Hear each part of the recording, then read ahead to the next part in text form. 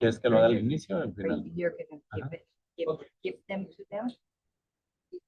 Eh, Hola, muy buenas tardes. What a beautiful turnout. Estamos muy felices en el Consulado de México de recibirlos aquí. We are very happy and we are going to be speaking Mexican Consulate's official language. Is that me? Is that annoying voice mine? Oh my goodness. I'm about to stop this talk.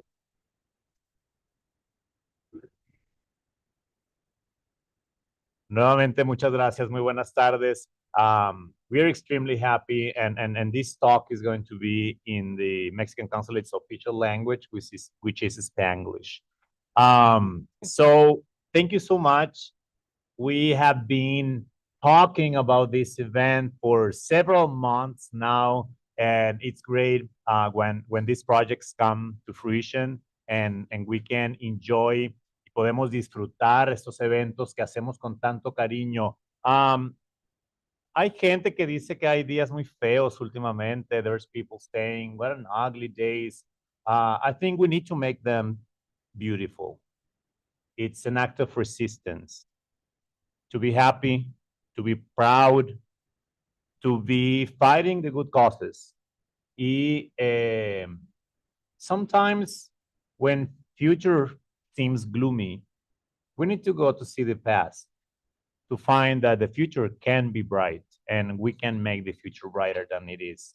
At least the expectations of the future for so many people are right now. And what a beautiful way to see the past in the figure, in the person of Raulito Castro, the first and only governor of Arizona of Mexican origin. And what a beautiful opportunity to be here with the author that has made this wonderful book that we will have for free as a beautiful gift for you to share with people who needs to see the nice stories, to share it with the children particularly. They need to see that our future can be bright and our future will be bright. And how proud we are about the people who have been inspiring us. So yo te agradezco mucho, Ronnie, que has dejado todos estos regalos orgullosamente bilingües para que las personas bilingües, que son particularmente inteligentes, resilientes y de mentes flexibles y de espíritus más libres, porque son bilingües, porque conocen dos mundos que son sus lenguas, tú has dejado este regalo para muchas generaciones. Permítanme presentarles un poquito, aunque creo que sería más justo si Ronnie, it would be fair if Ronnie introduced me because I am the person who you don't know, and I'm pretty sure you all know about Ronnie. But anyhow, the protocol is that for me to present Ronnie, and I will do it. Ronnie Capin Rivera Oshford. Which one of the three last names we should be using today? Ronnie. Ronnie. I love it. Thank you. Of course. Ella es autora de varias obras infantiles bilingües, entre ellas Ajúa, ya llegó el chubasco, Los remedios de mi nana, Los remedios de mi tata, ¿De qué color es tu mano? Y, por supuesto, Raulito, el primer gobernador latino de Arizona. En 2009, Ronnie recibió el reconocimiento de One Book Arizona, otorgado por su cuento Ajúa ya llegó el chubasco, Monsoon. Este mismo año también fue galardonada con el premio Judy Goddard, que reconoce la excelencia en 2016 como el Great Read for Arizona, representando a este estado en el Festival del Libro de la Biblioteca del Congreso de los Estados Unidos. Fue el único título bilingüe en dicho evento, el único título bilingüe en este país en el que tanta gente habla dos o más lenguas. Además, la autora fue contratada por Disney Pixar para escribir un cuento complementario a la famosa película Coco, que se tituló Miguel and the Amazing Alebrijes. el cual coescribió junto a su hijo Aaron o Aaron Rivera Ashford. Así que, sin más, y nuevamente reconociendo también a James García, quien lamentablemente no va a poder estar en persona con nosotros porque hay un pequeño animalito que se llama COVID, and COVID hit, unfortunately. And COVID hit and it took his voice away. So, and we needed to have it, but we will have him because we have an audio that it will be playing afterwards. So, without further ado, sin más, yo le voy a dejar este escenario a Ronnie. Esta es tu casa, Ronnie, y estamos muy felices de tenerte. Muchas gracias.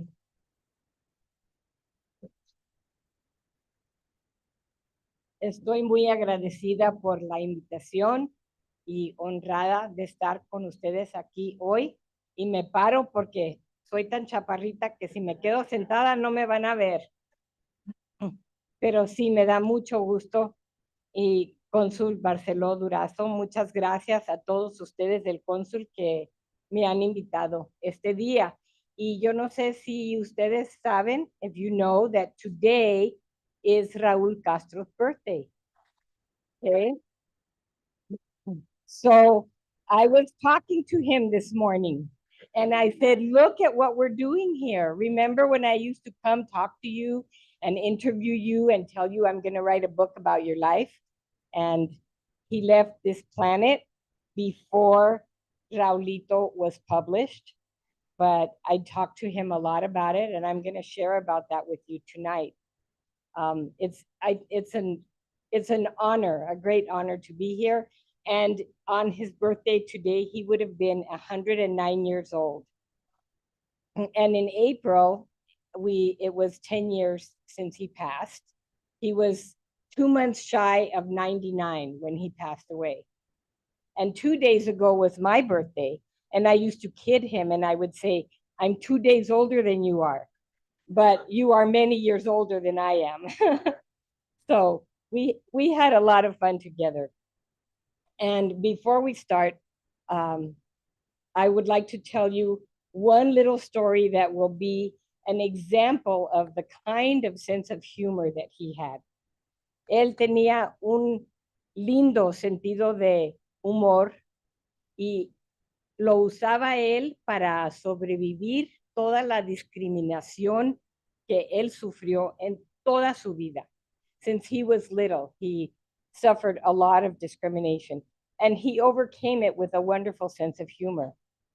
And there are 2 stories that he told, well, one he told me and one I heard from a friend of his that I could not put in this book because this book is for like 4th, 5th, junior high, and adults as well. You're all going to love it.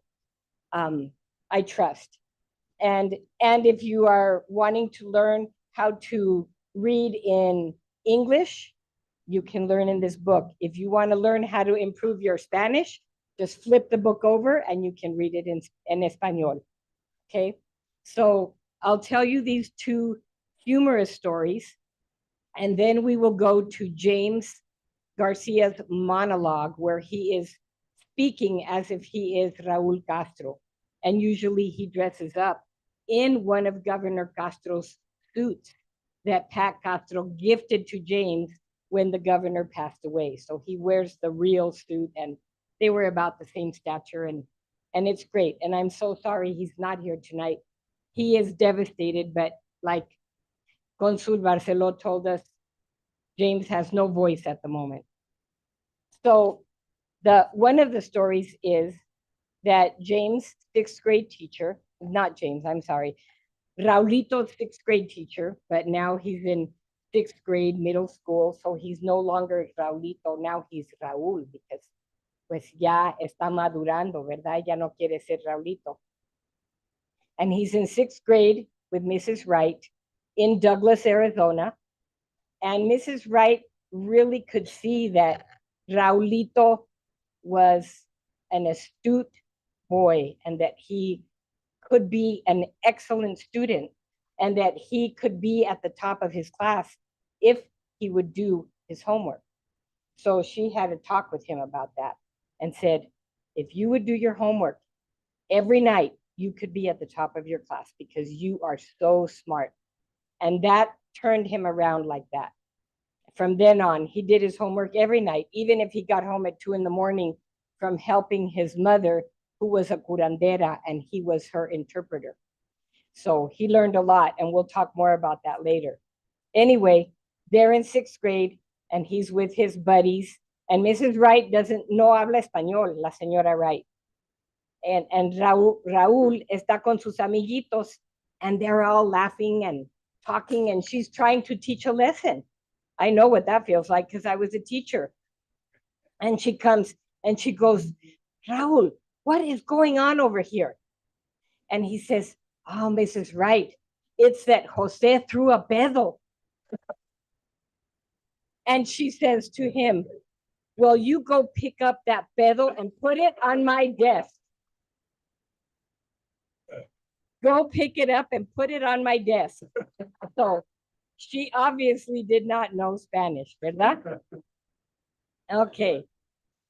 So the other story that I put the story in the book, but I changed the way that it's described the end of the story because it would not be appropriate for 4th or 5th graders. But I don't know how many of you know que el gobernador, antes de ser gobernador, fue abogado aquí en Tucson, fue Pima County attorney. He was a Superior Court judge.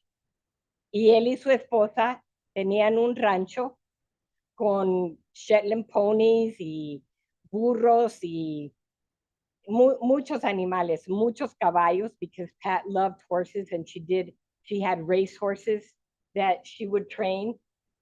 And they lived on River Road. And so back then you can imagine I think it was like in the 60s, on River Road, there wasn't a whole lot more out there, just lots of ranches. And he even had a sign that said Castro Pony Farm on the outside of his ranch. Y los sábados se ponía las pecheras y se ponía su sombrero mexicano de paja y se ponía a hacer todo lo que Pat le decía. Le tenía ahí una lista, ¿verdad? Paint the fence, the wood is rotting, we need it to be painted white again, and all of that. So one day he's outside painting the fence, and there's a border patrol sitting outside his house on the road, and they're just watching him. And then one of the young men, I mean, this is a story of like what's going on right now, right? One of the young men comes over to him and says, what are you doing here? And he says, I'm working. And he says, well, y sus papeles? Do you have papers? And he goes, no, I don't have papers. And he goes, well, who are you working for? For the lady of the house. Well, does she pay you? And he goes, yes, she lets me sleep with her. And they were about ready to throw him in the paddy wagon. That really incited the whole thing, just like what's going on right now, right? And he says, wait a minute, do you see that sign there that says Castro Pony Farm? And then the young man looks and he goes, oh, Judge Castro, I'm so sorry, porque lo reconoció, and he was quite embarrassed. So those are the two stories that, just like I say, it's that sense of humor, you know. And James Garcia has actually written a play many years ago that he portrays. He's also an actor besides being a journalist and a playwright. James is an actor, and he plays the whole role of Raul Castro, and it's a 2-hour play called American Dreamer, The Life and Times of Raul Castro. And hopefully we can get Borderlands or one of our community organizations to get that revived again and bring it to Tucson, because it's a wonderful play. And it does take time and money because it's not just James. He has about 8 or 9 actors in it. So I think we're ready to listen to his monologue, and then we'll go into a slideshow and I'll talk to you a bit more. Okay?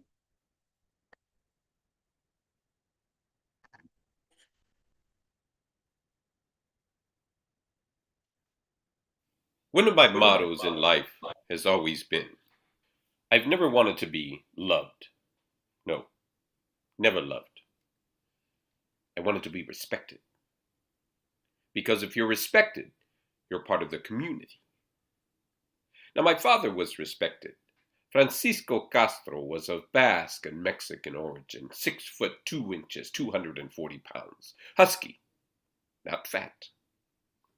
He was a pearl diver from a fishing village on the tip of Baja California, a place called San Jose del Cabo. But he never went to school. No, he never went to school. My mother was respected as well. Rosario Acosta was small but tough, very tough. She was from a village up the coast from where my father was born, a pueblito called Santa Rosalia. And they say that's where they fell in love. Now me, I was born in Cananea, Sonora, place not too far from here. My family had moved there on June the 12th, 1916. It was during the Mexican Revolution in the days of Pancho Villa, Zapata, and Madero. The family had come to Cananea because my father had heard that there was work in the mines. Cananea was a company town. Papa worked at the smelter for the Cananea Consolidated Copper Company. The pay wasn't bad, but the conditions were terrible. So he joined the union, Sindicato 65, Union number 65, and because my father always spoke his mind, he soon became a leader. The respect of his compañeros in the union only earned my father the company's disdain. Naturally, they labeled him a rabble-rouser and had him thrown in prison. My mother feared he would be hanged. Back then, troublemakers were hanged all the time. But Francisco Castro was not hanged that day. Instead, my mother, by the sheer force of her spirit, managed to convince the authorities to release him by promising we would leave not only Cananea, but our beloved Mexico también. So that's what we did. We crossed the border at Naco in 1918. I was only 2 at the time, so I don't remember much about that day. But as the story goes, here was this young couple with 11 children coming to a new country. And as we crossed, the immigration inspector told my father, Castro family, you're in the United States of America now. The rest is up to you. He was right. That's the way we wanted it. That's what America's all about. My father found work right away at Phelps Dodge in Douglas. We lived in nearby Purtleville. That was the Mexican town set up by the Anglos at the smelter. Like me, Arizona was very young in those days. I remember the day George W.P. Hunt came to town. He was the state's first governor. The newspapers called him the Old Walrus because he was big and fat, very fat and bald, and he had thick glasses and a big, bushy handlebar mustache. The governor had come to Douglas to celebrate the 4th of July. And as soon as we all heard, me and the boys hurried down to the 10th Street Park. This was a special occasion. Not because of him. We didn't know who the hell he was. It's because there was free hot dogs and soda pop. Pobre Mexicanos that we were, all we ever ate was frijoles and arroz, a veces un poco de marrano or pollo. To us, a hot dog was a delicacy. And Coca-Cola? Like champagne. As soon as we got our food, we plopped down on the grass right next to the stage. After a lot of boring jibber-jabber by the chief of police, the sheriff, and a lot of other muckety-mucks, the governor got going on his speech. In Oz, the great state of Arizona, why the opportunities are boundless. Ladies and gentlemen, why on this vast landscape, any man can find his fortune. To succeed, he only need have grit, will, and determination. Arizona's a land where any man can excel. Fact is, ladies and gentlemen, one day, Even one of these barefooted little Mexican boys could be our governor. He was pointing at me. But knowing how politicians can be, I don't know if he meant a damn word he said. But as we know, those words turned out to be prophecy. And that is not the end of the story.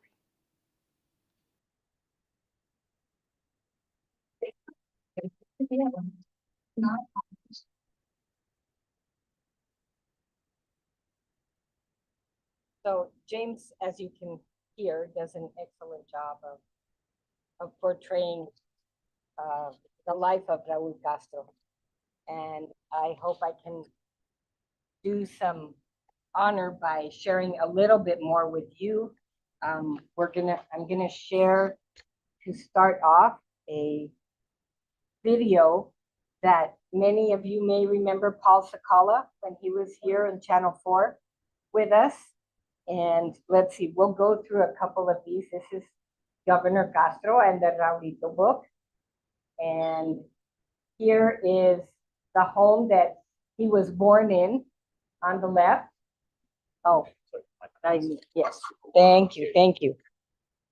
I need to be reminded, I've got the microphone on the left and the clicker on the right. All right, thank you. So, on the left está la casa donde nació Raúl Castro en 1916, el 12 de junio, exactamente este día, hace 109 años. And on the right, you can see there's a picture of me and Governor Castro on the patio of his home on Crawford Street in Nogales, Arizona. And this is where he retired, and he lived in Nogales for 25 years. That is my hometown, and it became his town. And he chose to retire in Nogales because le encantaba la frontera. His heart belonged to the border. Y dijo que Nogales era una frontera con mucho amor y muy amigable, y no había discriminación. And the home that he bought on Crawford Street, from his back patio, you could see across the border. In those days. Nowadays, I don't know. They've put a whole big, horrible fence, or it's more than a fence. So, but he was very happy there, and that's where I met him.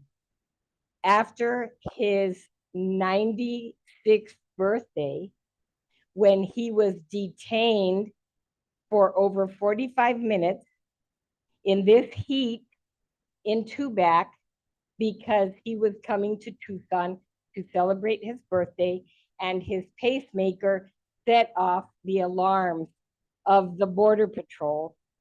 And the driver that was with him was a friend of ours. I don't know if any of you saw this story. It was on national news back then. And it was my husband's colleague from school. They graduated together from Nogales High School, and Doan, and she was driving Governor Castro to Tucson. And she told the Border Patrol, he has more clearance than you do. He was the governor of Arizona. They didn't believe her. So there you go, discrimination still going on at 96 years old.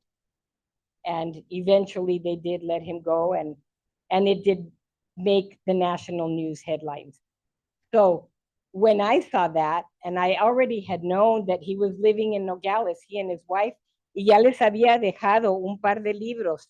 I just had these 2 books published at that time. This is my first book, Los Remedios de mi Nana, My Nana's Remedies. And I thought, well, being from Nogales and he's bilingual, yo digo que le van a encantar estos libros, y se los quise regalar. And I left them the year before at the museum in Nogales, dedicated to them. And then I found out a year later they never got him. So I thought, well, this is my opportunity. And I did get to meet him. This is the second book, Ajua, Ya Llegó el Chubasco, or Hip Hip Hooray, It's Monsoon Day. So you can see I have those books in my hand there. And it was pretty exciting to meet him, to meet his wife, and he was so welcoming.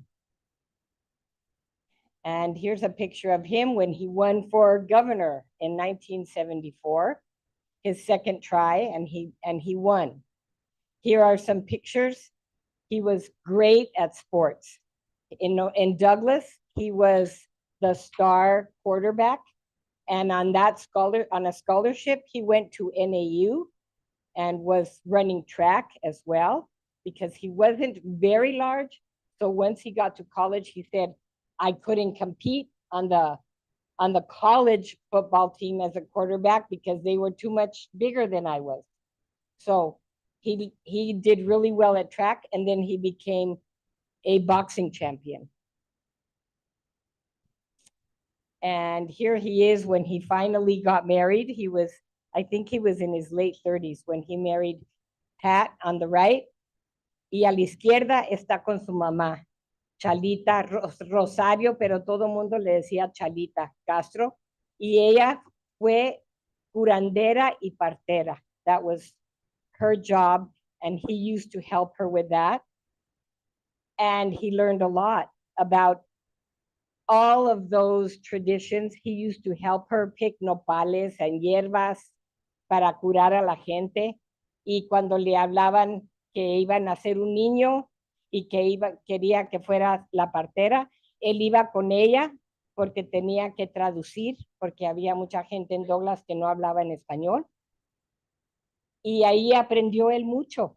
And from what he learned, he used it on his pony farm. Here in Tucson, one of his neighbors had a horse that was a mare that was going to have a foal, and the foal got stuck, and there was lots of drama and turmoil because the foal was going to die. And the neighbor knew what Governor Castro or Raúl knew at that time. He was, I think, Superior Court judge. Y lo llamó y fue, and he birthed the foal and saved the mare. So what we learn at any time in life, we can use at other times, right? Oh, and I'm here they are, very happy, enjoying a few relaxing moments. I think this was their home in Sedona. And you can see that they are different ethnicities. He's brown, she's white. And they told me when I was visiting them, Governor Castro, I always called him Governor Castro. I couldn't call him Raúl. My father would tell me, just call him Raúl. I go, I can't do that. So Governor Castro was colorblind. And he couldn't distinguish, I think it's red and green. And now they both said that they were colorblind by their love for each other. So it was very sweet. And here's his mother on the left, Rosario Chalita Castro. She became a Arizona certified natural healer and midwife. I think we need her back here again. And there is Governor Castro meeting with Nelson Rockefeller. So,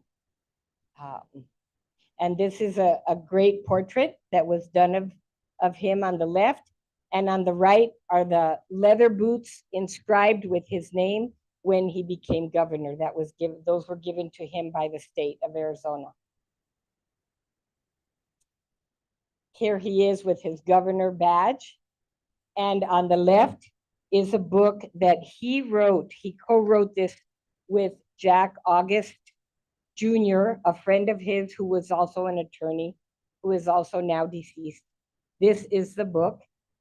And after I gifted him my books, he called me at home and he said, did you know that my mother was a midwife and a curandera?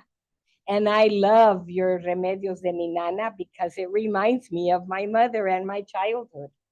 And he said, would you come back again? Because I have a book to gift you. So I went back to visit him, and this is the book that he gifted me.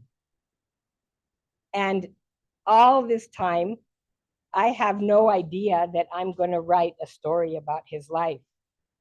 But when I started reading his story, my heart just, I don't know, something happened and I thought, I need to write a children's story about his life because everybody needs to know about this man who had such a big heart and overcame so much and never stopped believing in people, in education, and he just kept making his way up in life, but without being pretentious, being humble, and always wanting to help his people and all people. So I just was very touched by that. And my husband and I were on a trip actually to present Los Remedios de mi Nana in South Texas. And that's when I was reading the book. And then one night I had a dream and muchas veces no recuerdo lo que sueño, pero esta mañana desperté y dije, oh my goodness, toda la noche I was dreaming Raulito becomes the governor. Raulito becomes the governor. And I thought, okay, I guess I'm supposed to write a book. And there's the title. And that was the title I wanted for my picture book. But I never got to make the picture book because no publisher would take it on. And so I had to turn it into a chapter book, which is what you are all going to receive tonight. Thank you to the consulate that they have bought these books to give to you. And it's just been quite a journey. It took me close to 10 years to get the whole project to come about. So just like Governor Castro used to say, never give up. Always do your best, dream big, and never give up. And that's how he did what he did in his life. So here we go. And this is a news report by Paul Sakala that has a little more history. Okay, so we'll take a listen. Teacher Ronnie Capon Rivera Ashford is known internationally for authoring Disney's Coco book, Miguel and the Amazing Alebrijes. And now her educational book on Tucson icon and former Arizona Governor Raul Castro has found a publisher. It's very much relative to the times that we are going through right now. He suffered discrimination from the time he was born. I love Arizona. Raul Castro was born in Cananea, Sonora, Mexico, and raised near Douglas, Arizona, in an era in which Latinos, African Americans, and Native Americans were segregated in schools. He had to walk 4 miles one way to school each day because he was Mexican. Overcoming odds is a common theme in the book. This is file video of Governor Castro when he was 98 years old. He opened up with me about how, after graduating from college and applying for jobs as an educator, they told him this. We don't hire Mexicans to be good teachers. They wouldn't hire Mexican descent to be teachers at that time. So that's when I came back home and told Mother I'm leaving you, Mother, and I became a hobo. So Castro began traveling as a pro boxer before finally going to law school and becoming a Pima County attorney and Superior Court judge, and eventually Arizona's governor. I was so touched by his story. And soon, through her book, the rest of the world will be as well.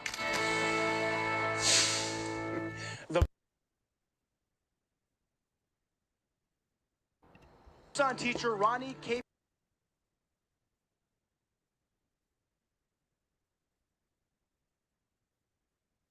So here we have a few pictures when I was visiting him in his home in Nogales. And you can see this room is where he and his wife would accept dignitaries. Like if they had ambassadors from other countries or people from the State Department or journalists would come and interview them there. Normally, when I would interview him, we would just go in the living room, just a regular living room. But this is where I was this day because we were showing him the color illustrations for the children's book that I was writing about him, which never got published. So, but he knew a book was coming, and he was delighted to see me every month when I would go to interview him. It was more like a plática and a visit, y siempre le traía sopita de algo, albóndigas, y una vez le pregunté a él y a su esposa, les dije, have you ever had matzo ball soup? And they go, no, we've heard of it, but we've never had it. Well, matzo ball soup, for some of you who might not know, is like a Jewish albondiga soup, okay?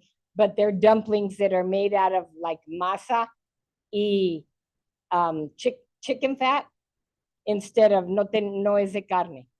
And so the next time I came, I brought them matzo ball soup and they loved it.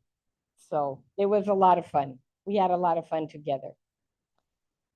And this just shows you the sense of humor they both had. Well, the bathroom that I would go to right there around the corner in the kitchen, it had that brass sign called the pee-pee room.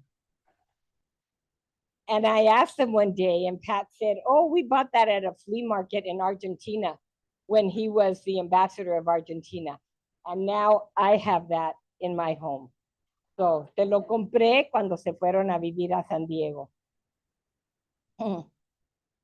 And here I am with them in a neighbor's home, and I was doing a reading with Los Remedios de mi Nana for some children in the neighborhood. And this is when they're getting ready to leave Nogales.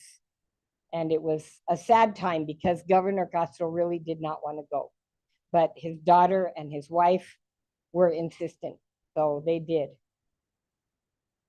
And then he came back, and he came back in October of 2014. There you can see on the left is James Garcia, and he brought his play for that day for Governor Castro to see it again. Governor Castro came, and I think maybe I saw some of you there at the Tucson Hispanic Chamber Gala, y vino él porque lo iban a honrar with a Lifetime Achievement Award. So he came with an escort that flew with him and took him, he stayed at the hotel there. But I got to visit with him, and then when we did that interview that Paul Sakala that we saw right now, he came to our house on Sunday. The governor and Paul came that day, and James came y les hice menudo because I knew he loved menudo, and I bought him cochitos because that was his favorite. These are the little pig cookies, right? So there he is, coming to see the play about his life. And then on the left, that's at the gala at the Casino del Sol. And then here we are, I'm getting the cochitos out for him. And the young man in the back was his medical escort. So he passed away 6 months after this. And at the gala, he got to hear Ron Barber saying that, because at that time, Ron Barber was a congressman. In October, he lost in November, but in October of that year, he announced, and Governor Castro got to hear that it was being presented in Congress, that they renamed the port of entry in Douglas, the Raul Castro Port of Entry.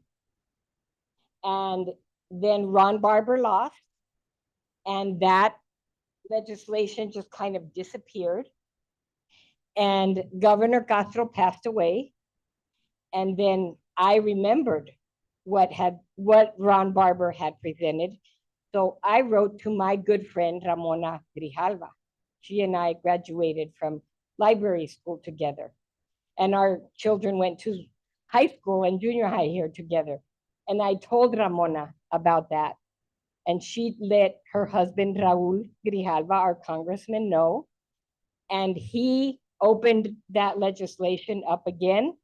And it was at a time when President Obama was the president, and the Congress could not agree on anything, just like today. And guess what? They passed it unanimously in the House and the Senate. And today, the port of entry in Douglas is Raul Castro Port of Entry. So.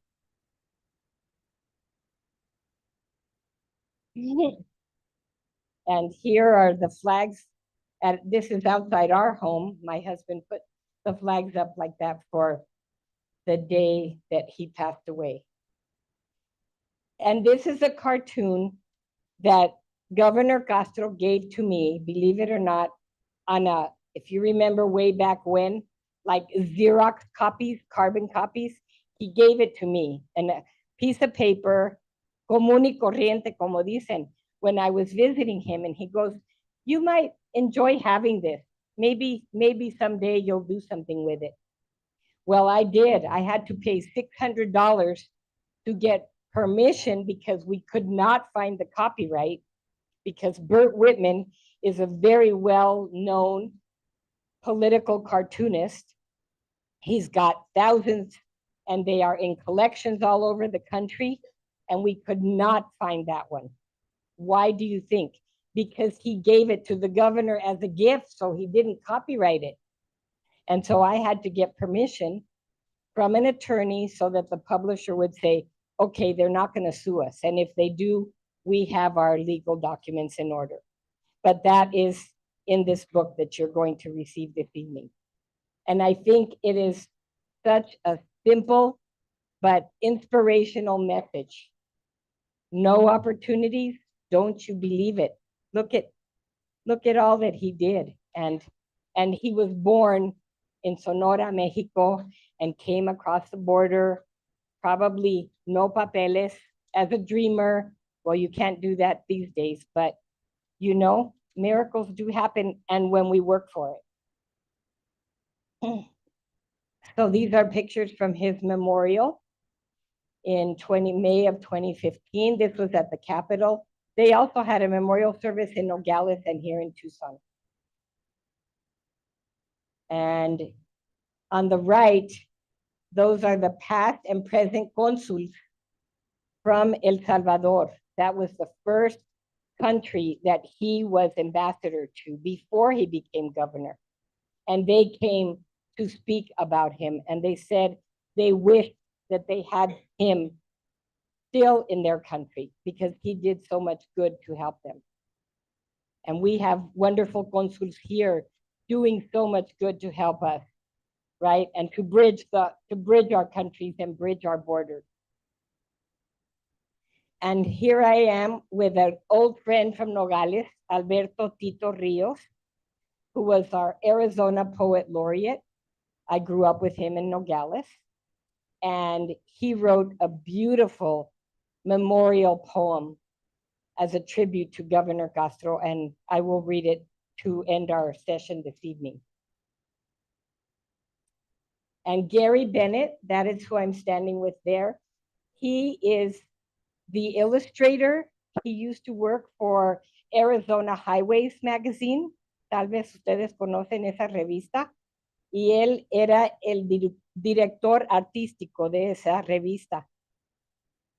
Y él se graduó de NAU, así como gobernador Castro, pero pues mucho más tarde, ¿verdad?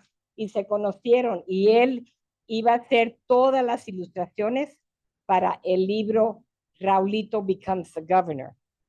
But that never happened. He did a few, and he went with me that day to show Governor Castro at his home the illustrations and the story. But he did do this cover. So I got him to help. And if once you get this and you look at the cover, it's amazing. He included all the details of his life in there. So Gary did a great job. And here I am in Sedona. I went to visit his grave. I think it's so fitting for an Arizona governor. It's just beautiful, and it's overlooking the red rock and the pine trees in Sedona. And here we are at the port of entry that was named after him. That's Cassandra Becerra, and you can see Congressman Grijalva in the back to the left.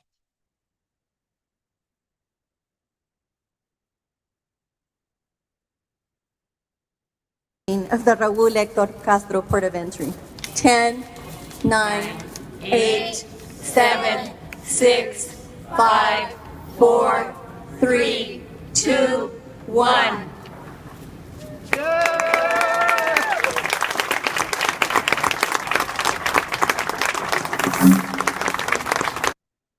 And the only thing that bothered me about that es que se les olvidó poner el acento en la U de Raúl. And I am an editor and a translator. Oh, and here I am, my husband and I went to Douglas and Agua Prieta, and we got to go to the 10th Street Park, where when he was a young boy, no lo dejaban jugar ahí. And now it's named after him. So like it says there, he pointed at Raulito and his buddies, the governor, as he was saying in the monologue, and said, in this great state of ours, anyone can be governor. Why, even one of those little barefoot Mexican kids. And Raul thought that man who was governor then was pointing at him. So he took it seriously. And this is just a cartoon that my husband found, and this is how I felt when this book was finally coming out. When does your book actually come out? In a month. Gonna be a long month. Well, we're 8 seconds closer now. Oh, okay. So I think we have time for, let's see here, a little bit more before we'll open it up for some questions. I would like to tell you one more story, and hopefully it's not too woo-woo for you. But woo-woo things happen to me in my life. And that's how I found his grave in Sedona. I didn't know where it was. I knew it was in Sedona. And I was at a weekend retreat with a person that we call a medium or a psychic medium, okay? And she uses copper rods to feel energy and find things and get messages. And I had a lot of good experiences with her this weekend. I had just met her once before. Her name is Diane Richards. And so we were in Sedona, and I said to her, you know, I'm writing this book about a man that was our governor. And I know he's buried here in Sedona, and I would love to go and see his grave, visit his grave. I said, but I don't know where it is. I just know it's in Sedona. So we were going on a tour, the whole group, and she said, I'll ask the tour guide. So she asked the tour guide, and the tour guide said, I know which cemetery it's in, but I don't know where it is. And she's like, okay, well, take us to the cemetery. And Diane brought her copper rods. So we walk into the cemetery, and she's got her rods going. And I mean, it's a big cemetery, you know, like, and within 10 minutes, she found his grave. And there we were, okay? So that's just one little story. Now I'll tell you a story about the day that he came. You saw the pictures. When he came in 2014 in October, he was coming to be honored with a Lifetime Achievement Award, ¿verdad? And I hadn't seen him in about a year, and I hadn't gotten my nails done in about 5 years, but I used to get them done at this place called the Red Persimmon Spa upstairs at Tucson Mall. So since it was going to be a special weekend, I thought, me voy a ir a hacer las uñas ahí en el Red Persimmon, y ya me conocen, and the young girls there, you know, I would talk to them about my other books, and I think I even gave one of them a little book because she had little children. And so there's me and 2 other people. It was 10 o'clock on Thursday morning, and at the spa. And the 2 other people, I was pretty sure that they were married to each other. They were an African-American couple, and they looked like they were maybe 10, 15 years older than I was. But, you know, they were there enjoying their time. The gentleman was getting a pedicure, and his wife was sitting maybe 3 seats down from me. And the young lady's talking to me, and she's like, oh, are you doing any more books? And so I told her I'm working on a book called Raulito, and it is about a man that was our governor. He was the only Latino governor, and his name was Raul Castro. So I tell her the whole story. This is when I was working on the picture book. And pretty soon the lady that was sitting next to me, she was done. She got up, she came over to me, and she said, I'm so sorry to have to admit that I was eavesdropping, but I heard what you were talking about. And you know, I'm not from here. She said, I'm from North Carolina. But my husband grew up in Tucson. That's my husband sitting right over there. And she said, he has talked to me his whole life about Raul Castro. And I go, okay. And she said, do you mind if I go tell him what you're talking about and he can come and tell you? And I said, of course, I don't mind at all. So he comes over, he's a big man, and I think he was like in his late 70s at the time. And he comes over, and she had already told him what I was talking about. And he said, I just have to tell you that I grew up, I think he said Barrio Anita, but it might say it in the story. I'm going to read you a quick story here that's in the book.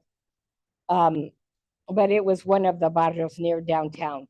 He said, I grew up there, and when I was a teenager, I really did some things that I am not proud of. And I got arrested. And I was put in juvie. And I had to go before Judge Castro. And I was so scared. And he said, but you know what? What he said to me that day changed my life forever. And now I have 3 doctorate degrees. I have a doctorate degree in education, and I am the superintendent of schools in North Carolina.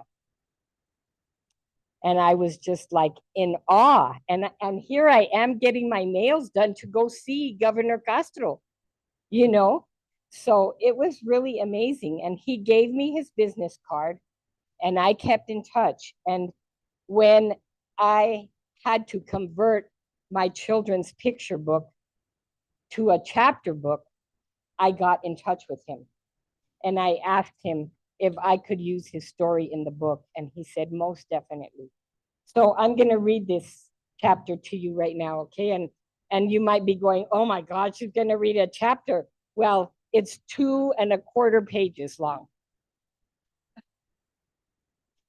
So, and my daughter, Sarah, she helped me during a very difficult time in her life, but she was quite functional, and she helped me to name, I wanted to name each chapter, give it a title, and then give it an appropriate quote.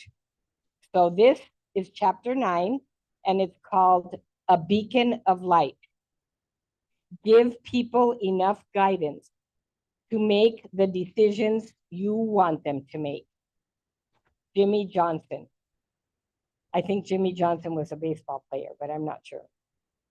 Raul served as Superior Court judge for 6 years, 3 of those in juvenile court. Troubled youth would sometimes come with family members and their probation officer to have their case heard before Judge Castro.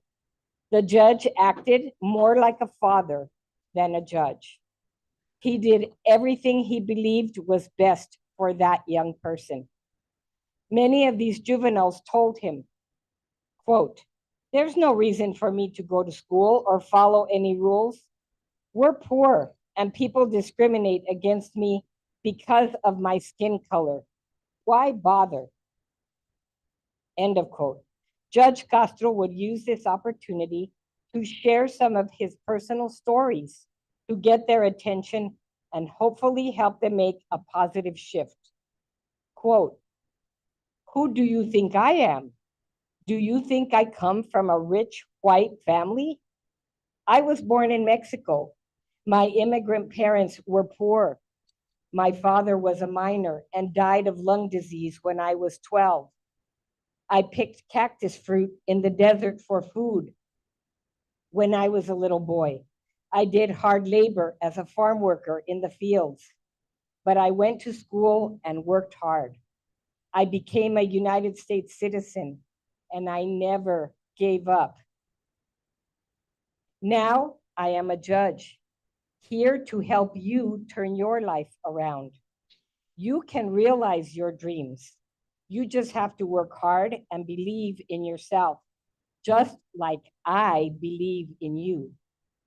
This had a positive impact because through the years, he had less juveniles appear before him more than once. The young man who became the superintendent of schools of Charlotte, North Carolina, Jim Pusley, was one of those troubled teens. As a 12-year-old African-American boy, he appeared before Judge Castro. Jim grew up on Anita Street in the Tucson barrio. One summer day, he and his pals were running and horsing around the public swimming pool at Santa Rita Park. Jim was booted out of the pool. None too happy about the humiliation. That night, Jim and his friends returned and threw garbage in the pool. What Judge Castro told me about getting my life in order, Jim told me, made a huge difference in my life. That was my last time getting in trouble with the law. More than 50 years later, Jim recalls, there he was, Judge Castro, sitting up there dressed in his black robe, which was pretty scary.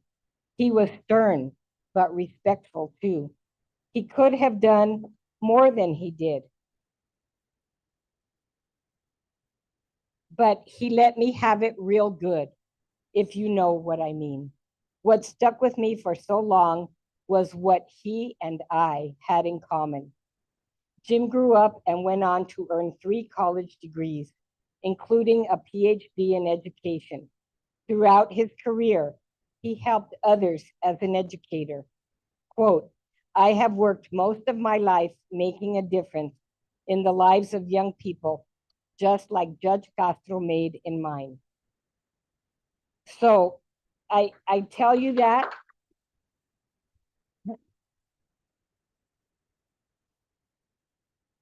Thank you, thank you. And I just had to share that story because it's like the magic of life. I mean, I wouldn't have that story in this book if I hadn't gone to get my nails done and been talking about my story, right? So we just have to keep our eyes and ears open because the magic is there. And even right now, when things seem and feel so grim, we are creating the magic, and we need to keep doing that. So I'm going to end with the poem, the memorial poem that Tito Alberto Rios wrote for Governor Castro, and then I'll open it up for questions or comments or anything. Okay. The man who does not leave us, Raul H. Castro. And I kind of feel like this could almost be Raul Grijalva too. Born in Mexico, but given to the world. Boxer, farm worker, teacher, lawyer, judge, ambassador, governor. Here was a man who believed in himself, in us, in education, in the ultimate fairness of the world itself, the great world, the great day, the great moment. But what is great is also hard work. Every step of the way. Life itself was his job. He may be gone, but we are more because of him. More of us able to read, to go to school, to use the front door. He may be gone, but what he leaves matters. And it is more than simply his name. He bridged countries, languages, years, jobs, and heart. He was the border and the center both. He was quiet in his work, but loud with his impact. We have lost this man, but not what he has given. We have no way to say thank you except to live our lives with him still in it, to thank him by doing what he too would have done. That's it.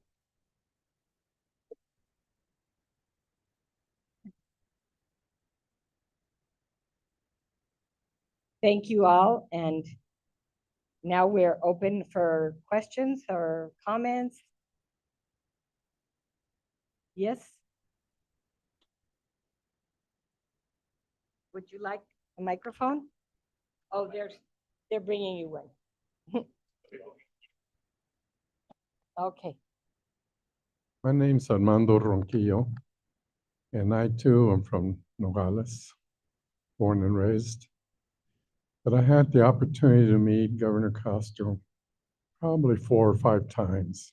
The first time was when I was in high school and at a conference at the U of A, and he spoke, and I was just memorized by how he spoke, what he said. At the time, he was a juvenile court judge.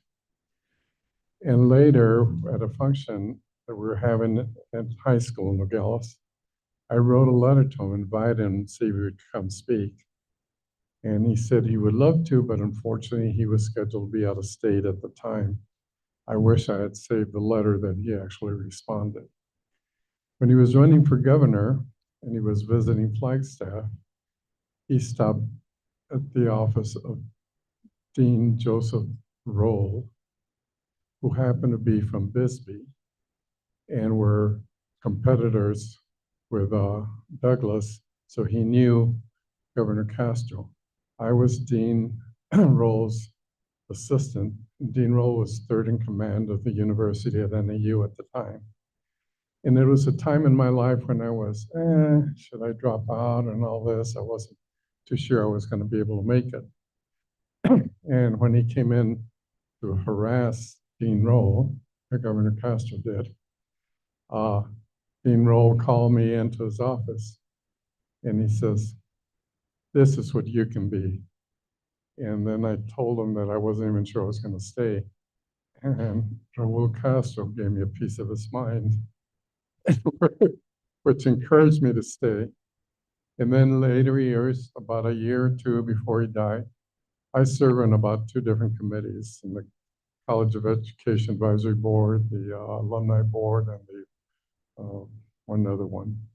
So I'm up there at least 3 or 4 times a year. And Governor Castro came up.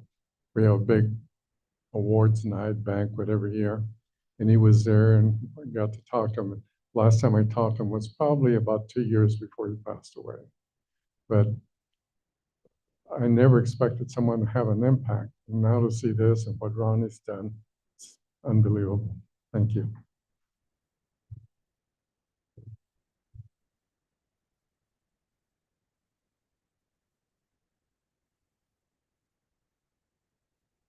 Anybody else like to say something, ask a question?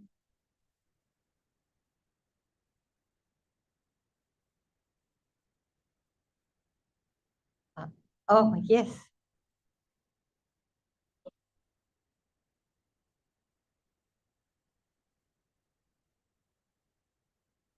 Any hopes of ever getting the picture book published? I haven't thought about that. And that's a good idea to think about it because, well, I didn't show my other books, and I'll just quickly do that. This is my 3rd book, My Tata's Remedies, Los Remedios de mi Tata, and it's very different than Los Remedios de mi Nana. And there are a lot of people in here that have passed away already. My suegro is the Tata. Guapo Jose Luis Rincon, who many of you may remember was killed by a drunk driver when he was young. He is in this book. And then my newest book, What Color is Your Hand? And this is De qué color es tu mano? And it is just out. It's already been named a 2025 Southwest Books of the Year. It is, thank you. It has a very special in memoriam page to Gabe Zimmerman, whose life was taken when he was Gabby Gifford's congressional aide. And because his life exemplified what this book exemplifies, which is treating everyone equal, no matter what color your skin is. And there are some QR codes to Songs for Humanity at the back of this book. And the illustrator of this book, although his pen name is Walter Thompson, is Floyd Thompson, who is Raul and Ramona Grijalva's son-in-law. And he did a beautiful job here. So the reason I brought this up is because this is my very first self-published book. And now you have given me an idea, and maybe I will self-publish the picture book that I was working on. I had not thought of that because I have this, and I thought, well, this is it. But I don't know, we have a lot more to do. Yes. Yes, thank you. So thank you for asking that. Anybody else? Hi. So, okay, so that's a good point to clarify. Yeah. I wish I had written the movie Coco. That would be like an amazing feat. However, I'm very honored that Disney asked me to write some children's companion books to go with the movie. And so, yes, I did have the honor to work with Disney Pixar children's book editors to write some books. There was a very interesting restaurant when I lived in Pisac, Peru, Uh-huh. and it had a big mural of the cocoa.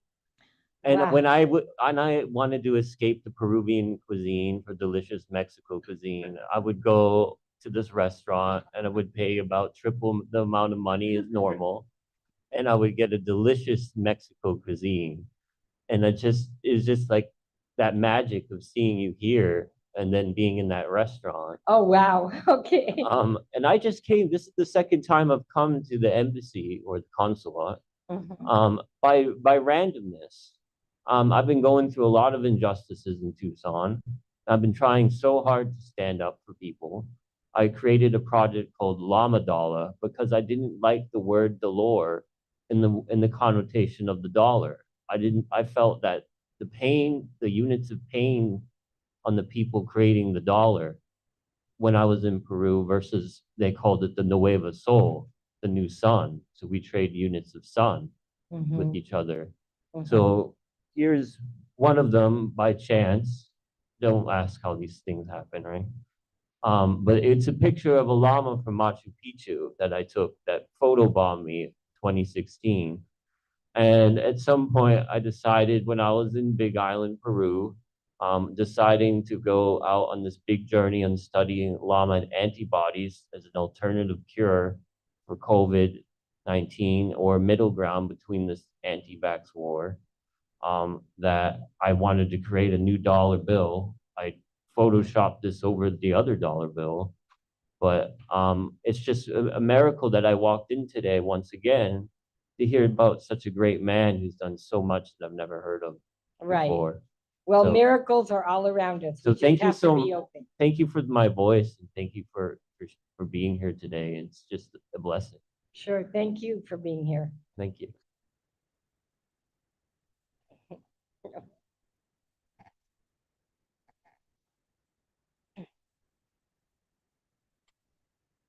The majority of the time when I help you sell books and they buy the Raulito book, I would say about 95% of the time, people who are buying the book are very happy, they have good memories.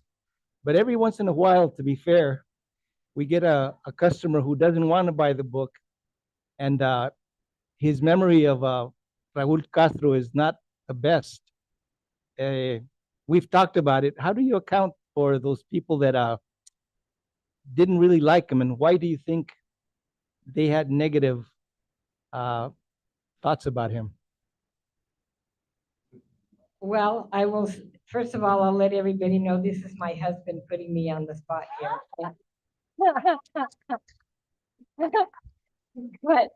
But what I want to say is that we can't please everyone all the time.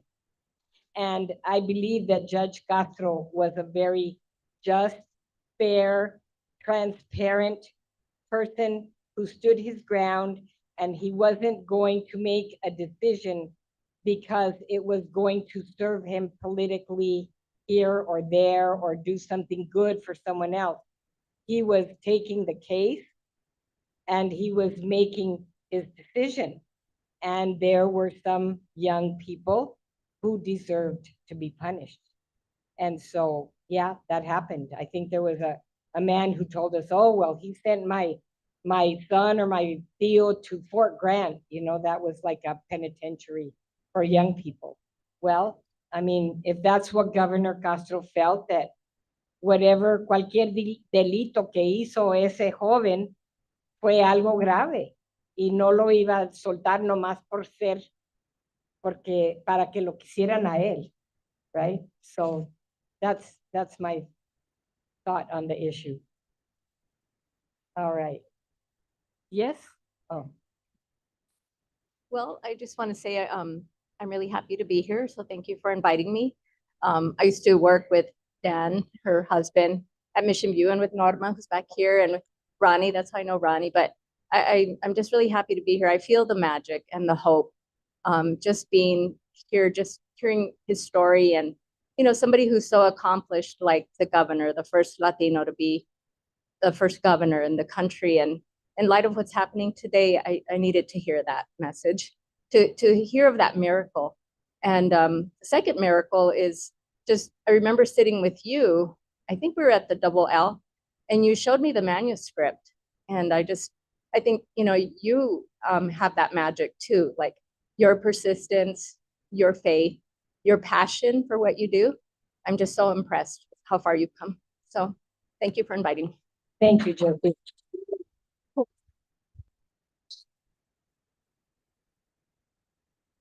Yes, my name is Norma Badilla, and I teach at Tolson Elementary. I teach second grade. And talking about magic, this year, Ronnie and Danny, I invited them. I just asked Danny if he was able to come and read to my students, if he was able driving by, can you stop by? I love of reading. So he texted me back and he said, yes, Ronnie and I will be there on Tuesday. So that was magic for me because Ronnie, she's always so busy. They came and read Los Remedios de mi Tata, which has the little boy playing the bolero. And they did such an amazing impact on my students that one of my students, that was right before Easter break, he went on vacation to Guanajuato and he bought a bolero for each of my students. And they were just so touched and amazed that they were able to share the stories with my students. So I thought that was just magic. We put them on the yearbook, and I brought the yearbook as a gift for Ronnie. And her pictures and the boleros are right there. So, we all do a little bit in our lives, but Ronnie and Danny has done so much for children. Thank you, Ronnie. Thank you, Norma. And one of the beautiful things about teaching children or adults and how we teach each other is it's not just teaching the bolero. With the bolero, they're learning counting. That day that we went, they were like, oh, Mr. Ashford, I got 80. I mean, they were counting from 1 to 80 already in Inglés y en Español y 80 y 100. And, and I told them, look at you all. You're playing, están jugando con el bolero y no están con sus computadoras y sus teléfonos and the technology. And I go, technology is not bad, but you have to let it go and do other things. And when you're practicing your bolero, practice makes perfect. If you practice your math, you practice your reading, and you are practicing and you are improving your eye-hand coordination, which is going to help you in music, in sports, in so many things. So it's called holistic, integrative, right? And I'm sorry? across the curriculum, exactly. So I had to fight with my publisher to get her to incorporate the balero in my Tata story. She did not want to do it. And at the very end, after 100 hours of editing the Spanish, because she didn't have a Spanish translator and she didn't know Spanish. Oh, and she didn't know the computer. So I estuve con ella, for 100 hours. And then she goes, okay, we're ready to go to print. Is there anything else you want? Yes, I want to include the balero. So we did. So never give up. Okay. Sorry to be back again here, and I'm holding on to the chair. I just got out of the hospital about 10 days ago, and this is one of my first outings. But I want to let you know, until this evening, I didn't realize the impact that when I got called into Dean Roll's office and Raul Castro was there, and they were harassing each other like crazy. The impact that it had that I stayed in. I spent 44 years in education, 2 in elementary, 1 in middle school, and 27 in high school, and 15 with the university. I retired from the College of Medicine at the U of A, but I also spent 5 years. I set up the first academic division of the athletic department. And coaches would say to me, does this mean he has to go to class? I said, it's student athlete, not just athlete. But 3 degrees later, I'm so glad I had that experience, but I had never tied it into that particular afternoon. And in the year 2000, I was named Counselor of the Year for the state of Arizona and one of the top 12 of the nation. I served on the board of directors for College Board. You have kids, you take SATs, ACTs, AP courses. College Board owns all that. And I've done umpteen other things. Since I retired, I've mentored about 14 kids. Last year, I only have 1 left. The 2 that graduated, one was 32 and the other was 42. The majority of them Hispanic. I never looked for any of them. They found me, and I never charged a dime to anybody. So I guess I did my job.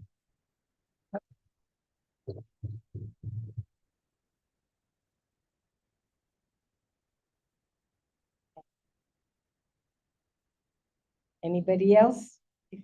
Yes. Years, and you amaze me. And I would like to ask you, how do we get you into other school systems, other cities, other areas where this just isn't happening?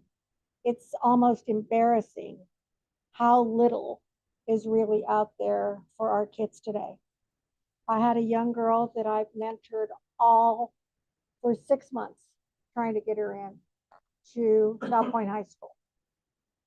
Reads, fantastic little girl, has all kinds of knowledge. She's just not good at math. Okay. It's not just reading. It's a lot of things that our kids just are not given that opportunity of being extra enough. And I would just like to say that you, my dear, are really a treasure. And the more people need to know about your work. You're wonderful. Thank you, Carlota. Well, now mind you, it was South Point High School, and that was embarrassing. Yes. Okay, that is embarrassing when we can't help a young girl who wrote letters, who went to all kinds of classes, and then they're embarrassed and told you didn't make it. Not how can they help them make it, not the door that we can open for them, but you didn't make it. Goodbye. And that just drives me crazy. Yeah, and so it's with reading, it's with math, it's with sciences, And people like you really need to be praised and thanked because you do a great job. Thank you. And now I'm realizing that I need help because I'm not tech savvy. I'm not social media savvy. I've been approved for a 501c3 to get people, and with the help of Claudia Arevalo, the immigration attorney, she helped me get approved, but I don't understand what I'm doing. So I want to make sure that I don't do anything illegally. So I need help to get that so that I can get approved from the state so people can donate their tax monies so that we can buy books to gift to schools everywhere. And I do need help to get the word out, PR, social media, and I don't know how to do it. So all of this I have created by myself with my husband supporting me because sometimes I feel I don't have enough time to make dinner tonight. So, that kind of stuff. Yeah. So, but we're all a community. We can help each other, right? So, yeah, thank you. Thank you. And awards. I mean, when my first book, Los Remedios de Mi Nana, came out, it was published by the Desert Museum. They're a small press. I was a teacher. I had no idea about being an author. So guess what? It didn't get awards. I mean, it might have gotten some magazine recognition because that part-time editor at the Desert Museum knew how to do that. Now I know a little bit more, and I have to submit for the awards mostly on my own. So I need help. And sometimes I'm too proud to admit it, but I know now. I'm not 30 or 40 or 50 anymore. Well, I tell people I'm the new 50. 70 is the new 50. So I'm 52 as of 2 days ago. So, all right. Well, thank you all. Ha sido un placer estar aquí con ustedes.